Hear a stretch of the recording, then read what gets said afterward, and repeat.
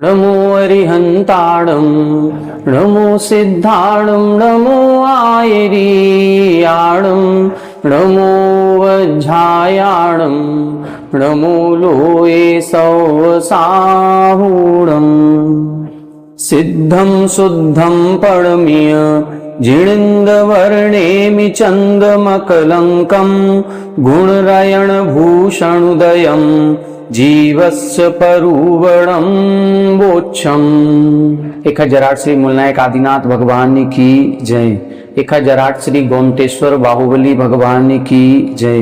द्वासांग जिनवाणी माता की जय। आचार्य श्रेष्ठ आचार्य गुरुवर श्री 108 नेमिचंद्र सिद्धांत चक्रवर्ती महाराज की जय। आचार्य श्रेष्ठ आचार्य गुरुवर श्री 108 विद्यासागर जी महामुनि राज की जय। तीर्थ चक्रवर्ती जगत पूज्य निर्यापक श्रमण मुनि पुंगव श्री 108 सुधा सागर जी महाराज की जय। समस्त मुनि संघ की जय। आलोक मोदी स्वाध्याय सुधा यूट्यूब चैनल पर आप सभी दर्शकों का एक बार पुनः हार्दिक स्वागत, हार्दिक अभिनंदन। पूज्यवर आचार्य नेमिचंद्र सिद्धांत चक्रवर्ती महाराज श्री द्वारा रचित श्री गोमटसार जीवकांड जी इस ग्रंथराज की स्वाध्याय श्रृंखला में हम सभी गुण स्थान पर चर्चा कर रहे हैं। गुण स्थानों में अपना 6वां गुण स्थान चल रहा है और 6वें गुण स्थान का नाम प्रमत्त विरत बताया गया था, जिसमें प्रमत्त और विरत इन दोनों पर व्याख्यान अपना चल रहा है, जिसमें मुख्यतः प्रमाद क्या कहलाता है, प्रमाद के कितने भेद होते हैं और उसके जब प्रमाद का समुत कीर्तन किया जाता है या उसका विस्तार से कथन किया जाता है तो कितने प्रकार से किया जाता है। हम सभी ने इसमें एक गाथा पढ़ी थी जिसमें इन्होंने प्रमाद का जब समुत कीर्तन करना बताया तो 5 प्रकार से बताया। पहले संख्या, फिर प्रस्तार, फिर परिवर्तन, फिर नष्ट और फिर समुद्दिष्ट। ये 5 प्रकार से प्रमाद के बारे में विस्तार से चर्चा की जाती है।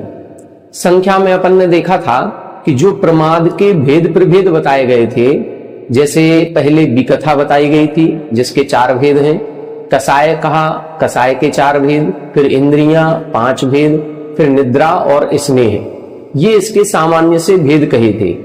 जब इनके प्रभेद किए तो ये 15 प्रभेद हो जाते हैं। अब 15 प्रभेद बनने के बाद संख्या कैसे निकाली जाती है, तो संख्या निकालने के लिए इन्होंने कहा था कि जो पहला भंग है उसको दूसरे भंग से गुणा करना है। तो हमने 4 में 4 का गुणा किया, 16 हुए, और 16 में जो इंद्रियां 5 थी उनका गुणा किया तो 80 भेद बन गए थे। ये प्रमाद की हमारी संख्या निकल के आई कि प्रमाद 80 प्रकार का होता है। ये संख्या निकल आई।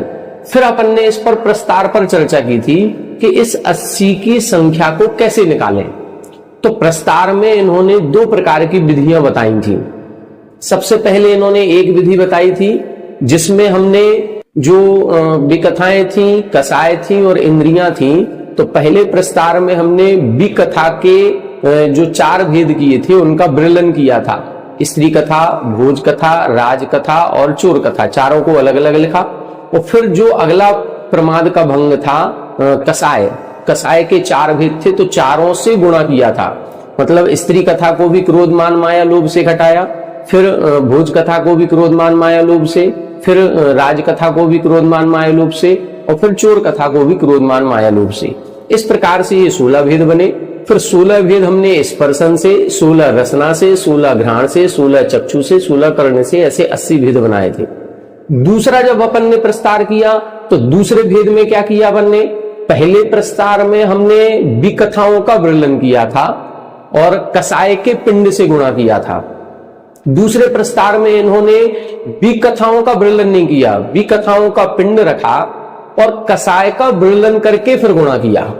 तो विकथाओं का पिंड रखा, मतलब चारों विकथाएं एक साथ रखी, स्त्री कथा, राज कथा, भोज कथा और चोर कथा, और इसको क्रोध कसाय से लगाया कि ये चारों भी क्रोध कसाय से होती हैं। और फिर चारों ये जो विकथाएं हैं ये मान कसाय से भी होंगी, चारों भी कथाएं माया कसाय से भी होंगी और चारों भी कथाएं लोभ कसाय से भी होंगी। फिर से 16 भेद बनेंगे और फिर 16 वो स्पर्शन से, रसना से, घ्राण से, चक्षु से, कर्ण से, ऐसे अपन ने 80 भेद बनाए थे। दोनों तरह से इन्होंने तरीके बताए थे। अब फिर इन्होंने परिवर्तन की बात की थी तो परिवर्तन में अपन ने क्या किया था, जो 3 भंग है हमारे, एक विकथा का, एक कसाय का और एक इंद्रियों का, तो तीनों के हमको प्रथम लिख लेना है। पहले हमने स्त्री कथा लिख ली, कसाय में हमने क्रोध कसाय लिखी और फिर इंद्रियों में स्पर्शन इंद्री लिखी। अब जब पहला भंग हमने लिख लिया, अब हमको क्या करना है, अब इंद्रियों के क्रम से जो तीसरे नंबर वाला था उस तीसरे नंबर में परिवर्तन करना है। और परिवर्तन करते हुए हमने क्या लिखा, इसी कथा, क्रोध कसाय, स्पर्शन इंद्री। अब दूसरा बनाया था अपन ने स्त्री कथा, क्रोध कसाय और रसना इंद्री। अब परिवर्तन कहां किया हमने, इंद्री में। हमने कथा में कोई परिवर्तन नहीं किया और हमने कसाय में कोई परिवर्तन नहीं किया, हमने केवल परिवर्तन किया इंद्री में। जब इंद्री के 5 भेदों में परिवर्तन हो जाएगा और 5वां भेद पूरे हो गए, फिर इसके बाद पुनः स्पर्शन इंद्री का नंबर आएगा, तो हम दूसरी लाइन जो थी कसाय की उसमें परिवर्तन करेंगे। तो अब हम क्रोध कसाय लिख रहे थे, अब मान कसाय लिखा, फिर मान कसाय पूरी हो गई, माया कसाय पूरी हो गई, लोभ कसाय पूरी हो गई। अब जब हमारा 20 नंबर का भेद बनेगा तो वो बनेगा स्त्री कथा, लोभ कसाय और कर्ण इंद्री। अब क्या होगा, कर्ण इंद्री के बाद पुनः स्पर्शन इंद्री आएगी, ये भी चेंज होगा, और इधर लोभ कसाय के बाद पुनः क्रोध कसाय आएगी। जब ये दोनों भी अपने अंतिम पर पहुंच करके पुनः प्रारंभिक अवस्था में पहुंचेंगे तो फिर हम तीसरे भंग में परिवर्तन करेंगे। तो अब हम स्त्री कथा की जगह लिखेंगे भोज कथा। तो जैसे हमने स्त्री कथा के 20 भेद बनाए, ऐसे ही भोज कथा के 20 भेद बनेंगे, ऐसे ही राजकथा के 20 भेद बनेंगे और ऐसे ही फिर हमारे चोर कथा के 20 भेद बनेंगे। ऐसे ये 80 भेद बनेंगे प्रथम परिवर्तन की अपेक्षा से। ये हमने आपको जब बताया था तो हमने आपसे कहा था कि ये आप लोगों को चार्ट बनाना है और चार्ट बना करके हमको हमारे व्हाट्सएप नंबर पर सेंड करना है, उसको हम आपको चेक करेंगे। कई सारे लोगों ने हमको बना करके भेजे और बड़ी प्रसन्नता की बात है कि लगभग 99.99% लोगों के बिल्कुल सही बने हैं, कहीं किसी का कोई गलत नहीं बना। इसका अर्थ यह है कि हमने जो समझाने का प्रयास किया वो आप लोगों को पूरी तरह से समझ में आ गया। अब कल की कक्षा में हमने आपको दूसरा परिवर्तन का भेद बताया था कि दूसरे प्रकार से परिवर्तन कैसे किया जाता है। तो दूसरे प्रकार के परिवर्तन में जो विधि बताई थी, अभी हमने जो एक भेद लिखा था स्त्री कथा, क्रोध कसाय और स्पर्शन इंद्री, तो अभी हमने तीसरे नंबर का स्पर्शन इंद्री से परिवर्तन करना शुरू किया था। अब जो दूसरी विधि है उसमें हम स्त्री कथा से परिवर्तन शुरू करेंगे, कहीं से भी करें भेद वही बनेंगे। तो अब जब हम स्त्री कथा से परिवर्तन शुरू करेंगे तो पहले स्त्री कथा, क्रोध कसाय, स्पर्शन इंद्री, फिर भोज कथा, क्रोध कसाय, स्पर्शन इंद्री, फिर राज कथा, क्रोध कसाय, स्पर्शन इंद्री, फिर हमारी चोर कथा, क्रोध कसाय और स्पर्शन इंद्री। तो हमने क्रोध कसाय को भी नहीं बदला, स्पर्शन इंद्री को भी नहीं बदला, केवल ये कथाओं को बदला है। और कथाओं को बदलते ही जैसे ही चारों भेद पूरे हो जाएंगे पुनः वही स्त्री कथा पहले आएगी, तो अब हम कसाय के क्रम को बदलेंगे। तो क्रोध की जगह मान कर दिया, लेकिन स्पर्शन इंद्री वही चलेगी। तो स्पर्शन इंद्री कब तक चलेगी, जब तक ये चारों भी कथाएं पूरी नहीं हो जाएं और चारों कसाय पूरी नहीं हो जाएं। मतलब 16 भेद स्पर्शन इंद्री के बनेंगे। तो 16 भेद स्पर्शन इंद्री के, फिर 16 रसना के, 16 घ्राण के, 16 चक्षु के और 16 कर्ण के, ऐसे 80 भेद बनेंगे। अब आपको ये भी 80 भेद बनाने हैं। जब तक ये दोनों भी 80 भेद नहीं बन जाएंगे, प्रथम परिवर्तन की अपेक्षा और द्वितीय परिवर्तन की अपेक्षा, तब तक आप तीसरी जो विधि है नष्ट और समुद्दिष्ट निकालने की, वो नहीं समझ पाएंगे। तो नष्ट और समुद्दिष्ट समझने के लिए आप दोनों विधियों से 80-80 भेदों को अपने 2 पेजों पर लिख लें। हमने भी लिखा है, हम आपको अपना रजिस्टर दिखाते हैं। देखें, ये हमने अभी इसमें पहला पेज लिखा है जिसमें प्रथम विधि के अनुसार लिखा है। इसमें 20 स्त्री कथा के बने, 20 भोजन कथा के, 20 राज कथा के और 20 चोर कथा के। दूसरी तरफ हमने बनाए हैं ये 80 भेद। इनमें हमने इंद्री की अपेक्षा बनाए, 16 स्पर्शन इंद्री के, 16 रसना इंद्री के, 16 घ्राण इंद्री के और फिर नीचे की तरफ 16 चक्षु इंद्री और 16 कर्ण इंद्री। ऐसे ये 80 भेद आपको बनाने हैं। जब ये दोनों बन जाएंगे फिर अपन अब चर्चा करेंगे नष्ट निकालने की। नष्ट किसे कहते हैं, नष्ट को अपन समझ लें। ये जैसे हमने 80 भेद बना लिए, इन 80 भेदों में आपको क्रम से 20 तक नंबर नहीं डालने हैं, पूरा 1 से लेकर के 80 तक के नंबर डालने हैं। अब आप कॉपी बंद कर दीजिए और अब हम आपसे पूछें 54 नंबर का या 54 नंबर का भंग कौन सा होगा, या हम आपसे पूछें 45 नंबर का भंग कौन सा होगा, उसमें कौन सी कथा होगी, कौन सी कसाय होगी और कौन सी इंद्री होगी, ये आपको बताना है। तो अब ऐसे अपन सोचेंगे तो नहीं बता पाएंगे, लेकिन जो नष्ट निकालने की विधि यहां गाथा में आचार्य महाराज ने लिखी है, वो यदि आप समझ गए तो आप तुरंत बता देंगे कि जो 45वें नंबर का होगा वो ये वाला भंग होगा, 54 नंबर का होगा वो ये वाला होगा। कोई भी कहीं से पूछ ले, यदि हमसे कोई पूछता है 20वें नंबर का कौन सा होगा तो बता देंगे, कोई कहे 26वें नंबर का क्या होगा तो बता देंगे, कोई कहे 36 नंबर का क्या होगा तो भी बता देंगे। ये विधि कहलाती है नष्ट निकालने की विधि। इसमें क्या किया है, हमने नंबर से पूछा है और नंबर से हम भंग को निकालेंगे, वो भंग कौन सा होगा। समुद्दिष्ट में उल्टा होगा, समुद्दिष्ट में हम भंग बोलेंगे और हम कहेंगे कि ये वाला हमने जो भंग बोला है ये कौन से नंबर का है। मान लो हमने आपको बोल दिया चोर कथा, मान कसाय, घ्राण इंद्री। अब क्या चोर कथा, मान कसाय, घ्राण इंद्री, एक कथा ले लो, एक कसाय ले ले और एक कोई इंद्री ले ले। अब बताएं ये कौन से नंबर का होगा, ये 75वें नंबर का है कि 65वें नंबर का है कि 60वें नंबर का है, ये कैसे निकालें। तो इस संख्या को निकालने की जो विधि है उसको हम समुद्दिष्ट कहते हैं।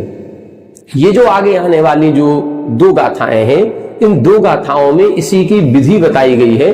थोड़ा सा गुणा भाग हमको करना पड़ेगा, लेकिन बहुत कठिन नहीं है, बहुत सरल है। इसी गुणा भाग को आज की कक्षा में अपन बोर्ड के माध्यम से समझेंगे। सबसे पहले अपन नष्ट निकालने की विधि देखेंगे, फिर उसके बाद समय रहता है तो समुद्दिष्ट निकालने की विधि भी समझेंगे। फिर इसके बाद जब समुद्दिष्ट निकालने की विधि समझ जाएंगे, फिर आचार्य महाराज ने और सरल कर दिया और सरल करके 2 गाथाएं और लिखी और उन 2 गाथाओं में एक यंत्र बना दिया। तो वो यंत्र यदि हमने बना लिया तो उस यंत्र को पढ़ करके ही हम बता देंगे कि ये कौन से नंबर का होगा और कौन से नंबर पर कौन सा भंग बनेगा। नष्ट और समुद्दिष्ट निकालने के लिए एक यंत्र बना दिया, उस यंत्र को देख करके ही हम बता देंगे। फिर हमको कैलकुलेशन नहीं करनी है, गुणा भाग नहीं करना है, हम उस यंत्र को देख करके बताएंगे कि 25वें नंबर का कौन सा होगा। तो ये बहुत सरल इन्होंने कर दिया। 4 गाथाएं हैं, बहुत अच्छी गाथाएं हैं। इन गाथाओं को पढ़ करके लगता है कि हमारे आचार्य महाराज कितने बड़े ज्ञानी थे, जिन्होंने उस मैथमेटिक्स को भी अपने सरल शब्दों में और इन गाथाओं में निबद्ध कर दिया, संक्षिप्त में निबद्ध कर दिया। जब आप कैलकुलेशन को देखेंगे तो कहेंगे कि इतनी बड़ी कैलकुलेशन को मात्र एक गाथा में लिख दिया। कैसे लिख दिया, ये संक्षिप्तीकरण और ये कला आचार्य महाराज की अपन को इसमें देखनी है। आइए देखें, अपन अगली गाथा देखते हैं और उस गाथा को फिर अपन बोर्ड के माध्यम से पढ़ेंगे। पहले गाथा का उच्चारण करेंगे। सगमाणे विभत्ते, सगमाणे विभत्ते, शेषम लक्षित्तु जान अख पदम, शेषम लक्षित्तु जान अख पदम, लद्धेरुवं पक्षिव, लद्धेरुवं पक्षिव, शुद्धे अंतेण रूप पक्षेवो, शुद्धे अंतेण रूप पक्षेवो, सगमाणे विभत्ते, शेषम लक्षित्तु जान अख पदम, लद्धेरुवं पक्षिव, शुद्धे अंतेण रूप पक्षेवो। देखें, यहां इसकी विधि बता रहे हैं।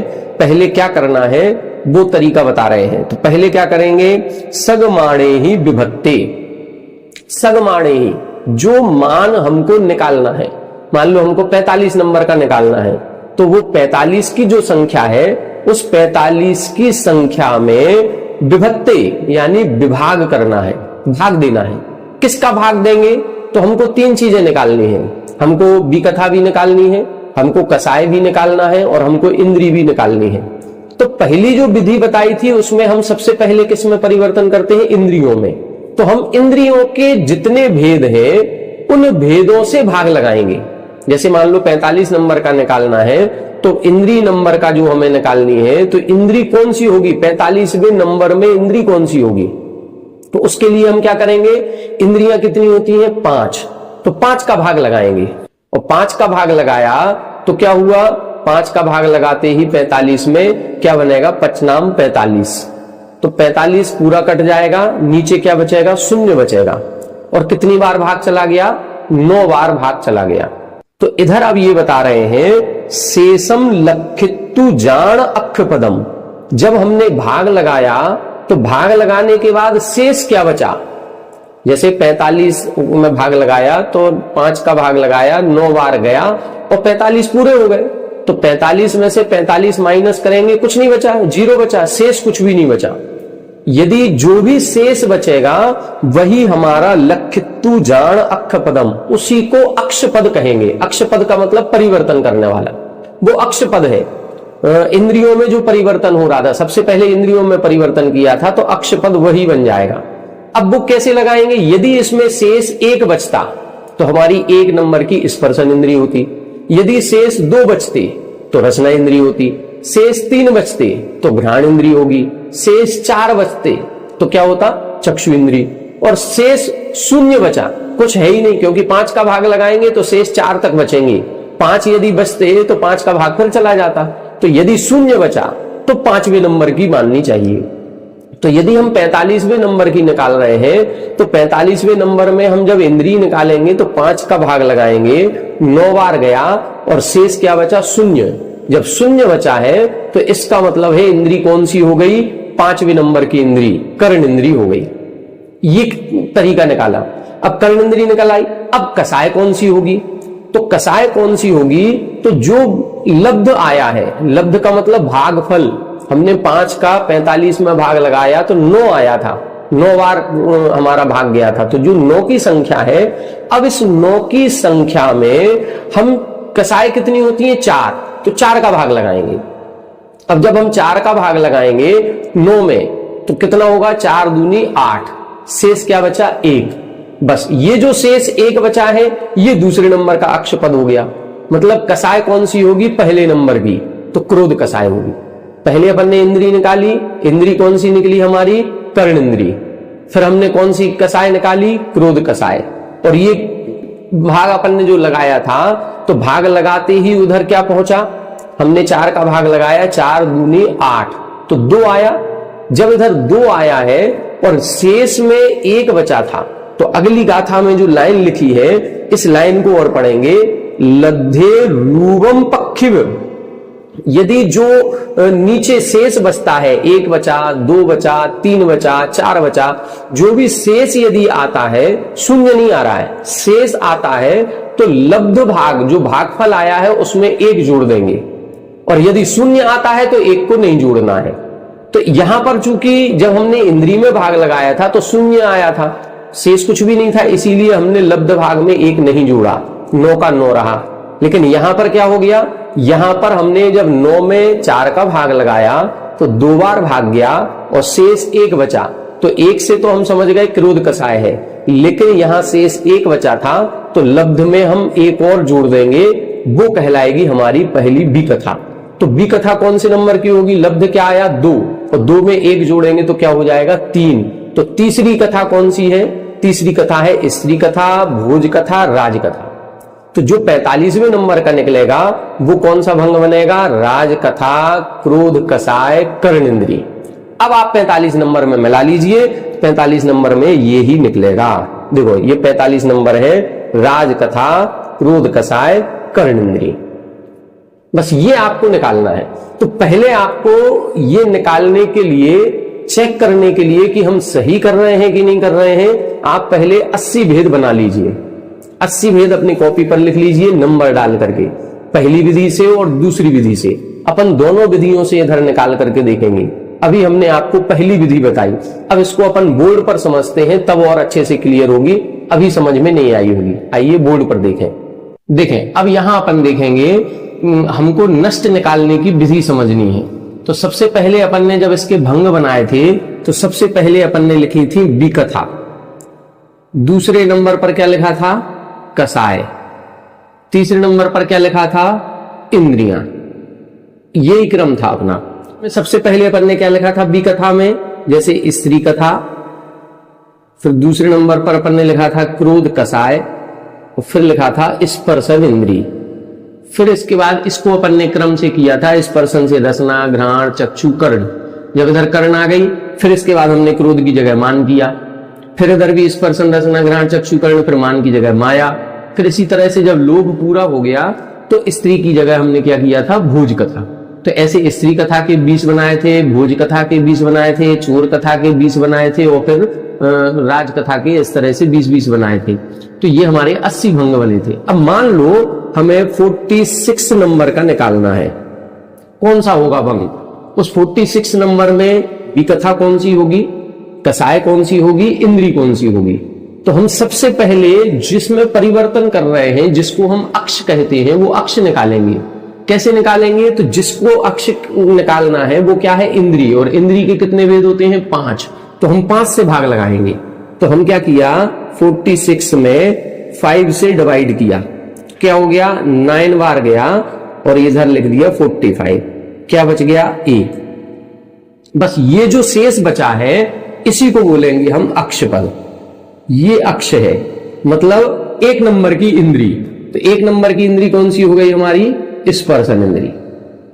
ठीक, ये इंद्री निकाल ली अपन ने, एक शेष बच गया।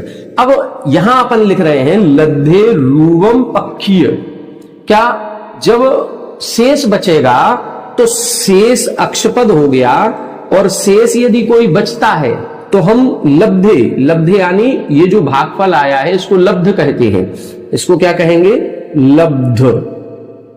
तो इसमें 1 जोड़ देंगे, 1 जोड़ेंगे तो ये क्या हो गया? 10। ठीक है। अब इस 10 में अब दूसरा वेद निकालना है, दूसरा कसाय का निकालना है। कसाय का निकालना है तो कसाय कितनी होती है? 4। तो अब हम 10 में 4 का भाग लगाएंगे। तो 4 का भाग लगाया 10 में, तो कितनी बार गया? 2 बार। कितना? 8। क्या बच गया? 2। ये जो शेष बचा ये फिर हमारा अक्ष हो गया, मतलब दूसरे नंबर की कसाय होगी। तो दूसरे नंबर की कसाय कौन सी है? क्रोध, फिर मान। तो ये होगी मान कसाय।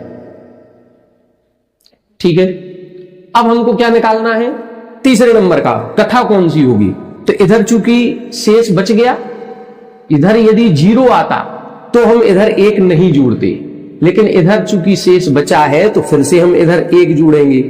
1 जोड़ते ये क्या हो गया? 3। और 3 हो गया, इसका मतलब कथा जो होगी वो तीसरे नंबर की होगी।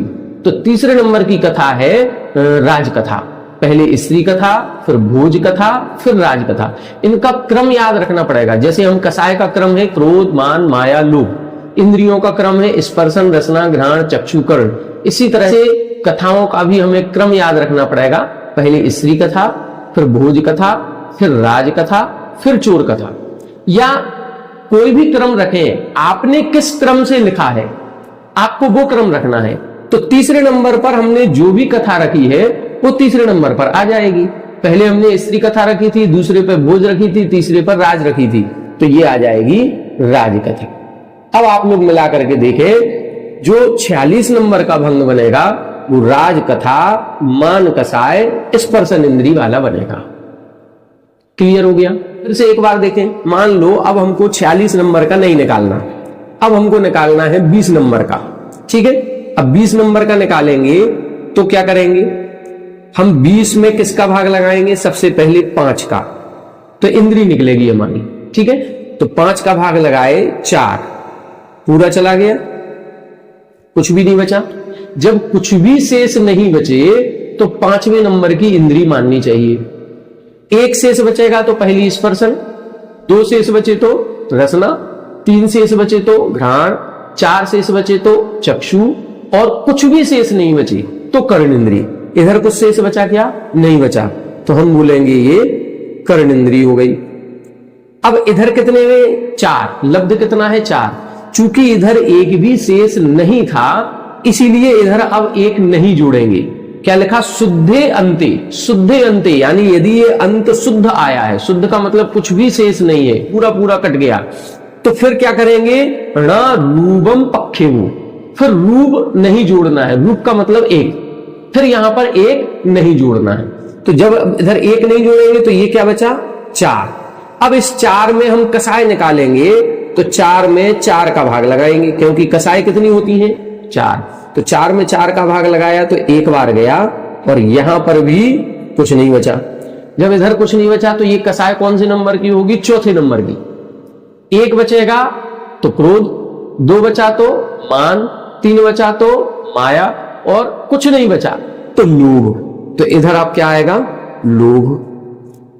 और इधर क्या बचा, 1। अब चूंकि इधर कुछ भी नहीं बचा था तो इधर 1 का 1 ही रहेगा, इसमें कुछ नहीं जोड़ना है। अब 1 नंबर की कथा कौन सी है, 1 नंबर की कथा होती है स्त्री कथा। तो ये बन गया स्त्री कथा। तो ये कौन सा भंग बनेगा, 20वें नंबर का आप अपने में मिला लेना, स्त्री कथा लोभ कसाय कर्ण इंद्री वाला होगा। ठीक है, ये हमने बता दिया शून्य का। अब फिर से देखें एक और नए तरीके से, कोई नया नंबर। नया नंबर मान लो हमने यहां पर दिया 37। अब 37 नंबर में निकाल के देखें तो हम क्या करेंगे, सबसे पहले इंद्री निकालेंगे, 5 का भाग लगाया 37 में, 5 का 5 7 35। ठीक है, कितना बच गया, 2। ये जो 2 बचा तो इंद्री कौन सी हो गई, दूसरे नंबर की। पहली स्पर्शन, दूसरी रसना, तो ये हो गई रसना इंद्री। ठीक है, अब इधर चूंकि शेष बचा था तो हम इधर 1 जोड़ देंगे, तो ये 7 और 1 कितना हो गया, 8। अब इस 8 में अगला भंग कौन सा है, कसाय का। कसाय होती है 4, 4 से भाग लगाया तो कितनी बार चला गया, 8 बार, 2 बार। ठीक है, अब ये क्या हुआ, इधर कुछ भी शेष नहीं बचा। शेष नहीं बचा, इसका मतलब कौन सी कसाय होगी, चौथे नंबर की लोभ कसाय होगी। और इधर कुछ नहीं बचा तो इधर हम लब्ध में कुछ भी नहीं जोड़ेंगे, नहीं जोड़ेंगे तो ये 2 बचा, तो 2 का मतलब दूसरे नंबर की कथा होगी। और दूसरे नंबर की कथा कौन सी है, स्त्री कथा के बाद दूसरी आएगी भोज कथा। तो ये भंग बनेगा 37 नंबर का, भोज कथा लोभ कसाय रसना इंद्री। 37 नंबर में देख ले, ये देखो, भोज कथा लोभ कसाय रसना इंद्री। ये तरीका है, ये नष्ट निकालने की विधि है। फिर से देखें, गाथा में देखेंगे तो सगमाणे ही विभक्ते, जो भी हमें जिस नंबर का निकलना है उस नंबर की संख्या को लिखेंगे, और सगमाणे ही विभक्ते, जो हमें भंग निकालना है, इंद्री का निकालना है, तो इंद्रियां कितनी होती हैं, उनका स्वयं का प्रमाण कितना है, 5। तो 5 से भाग लगाना है। सगमाण, सगमाण का मतलब स्वयं के प्रमाण से विभक्ते यानी विभाग करना है। तो हमें 37 नंबर का निकालना था, क्या निकालनी थी, पहले इंद्री निकालनी थी।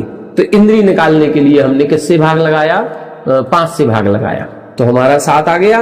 इधर शेष बचा 2, तो दूसरी रसना इंद्री हो गई। ठीक है, तो सगमाणे ही विभक्ति शेषम लक्षितु जान अक्ष पदम, जो शेष बचा है ये शेष को अक्ष पद जानना चाहिए, ये अक्ष पद हो गया। ये इंद्री की संख्या निकल आई कि इंद्री कौन सी है। इसके बाद क्या करना है, लब्धे रूपम पक्षिव। अब जो शेष बच गया इधर, अब इसके बाद जो लब्ध है उसमें रूपम पक्षिव, रूपम यानी एक को, पक्षिव यानी जोड़ना है, निक्षिप्त करना है। तो इधर 7 आया था, इसमें 1 जोड़ दिया तो 8 हो गए। अब इस 8 में पुनः फिर वही विधि अपनाएंगे। विधि अपनाई तो क्या किया, फिर हमने कसाय निकालनी थी, कसाय 4 थी तो 4 से भाग लगाया, 4 से भाग लगाया तो 2 बार चला गया, इधर तो कुछ भी नहीं बचा। अब जब कुछ भी नहीं बचा तो क्या करेंगे, तब आगे लिखा शुद्धे अंते। यदि यहां पर कुछ भी शेष नहीं बचता है, शुद्ध है, तो उस शुद्ध को क्या मानेंगे, अंत। अंत यानी अंतिम मानेंगे। अभी क्रम निकल रहा था 1 2 या 3 निकले, देखो 5 का भाग लगाएंगे तो यहां पर या तो 1 शेष बचेगा, या 2 बचेंगे, या 3 बचेंगे, या 4 बचेंगे। ये इतने ही शेष बचेंगे, या फिर पूरा कट जाएगा। 4 का भाग लगाएंगे तो शेष 1 बचेगा, 2 बचेगा, 3 बचेगा, बस 4 तो बचेगा ही नहीं कभी, या फिर पूरा कट जाएगा। तो 1 बचा तो पहली कसाय, 2 बचा तो दूसरी कसाय, 3 बचा तो तीसरी कसाय, और कुछ भी नहीं बचा, शुद्ध है, पूरा कट गया, तो फिर चौथी कसाय मानी जाएगी। तो अंत यानी अंता, अंत का रूप माना जाएगा, अंत यानी अंत का रूप माना जाएगा। फिर क्या करना है, न रूपम पक्षेबु, और ऊपर जब ये शुद्ध बचेगा तो ऊपर जो हम 1 जोड़ रहे थे ये 1 नहीं जोड़ना है, शुद्ध बचा है तो एक नहीं जोड़ना है, और यदि कुछ शेष बचता है तो एक जोड़ देंगे। बस ये तरीका अपन को अपनाना है। एक बार फिर से नए उदाहरण से देख ले। अब माना कि हमको निकालना है 53 नंबर का, ठीक है। अब 53 नंबर का निकालेंगे, पहले इंद्री निकालो, 5 का भाग लगाया 53 में, कितनी बार गया? 10 बार, 5 धम 50, ठीक है। कितना बचा? 3। तो ये 3 क्या हो गई? इंद्री। ये 3 कौन सी इंद्री होगी? तीसरे नंबर की। तो स्पर्शन, रसना, घ्राण, इसको कहेंगे हम घ्राण, ठीक है।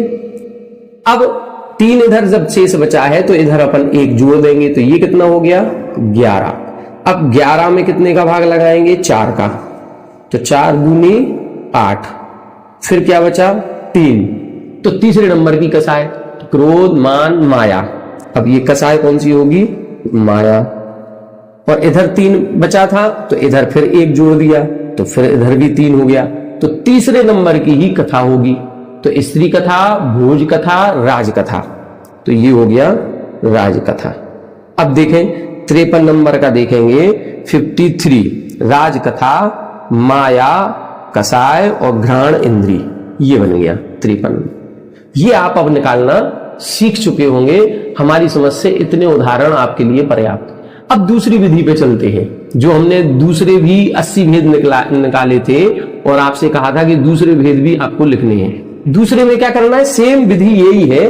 कैसे करेंगे इसको देख लेते हैं। इसमें कुछ नहीं करना है। 53 नंबर की मान लो अपन को निकाला, अभी 53 को निकाला था, अब 53 को फिर से निकाले, अब दूसरी विधि वाले में निकाले। तो दूसरी विधि वाले में हमने परिवर्तन कहां से शुरू किया था? यहां से, कथाओं से। तो हम सबसे पहले कथा वाले को निकालेंगे, ठीक है। तो 53 में अभी हम भाग लगा रहे थे 5 का, अब हम भाग लगाएंगे 4 का। तो सबसे पहले हम 4 का भाग लगाएंगे 53 में। तो कितनी बार गया? 13 चौके 52, ठीक है। कितना बच गया? 1।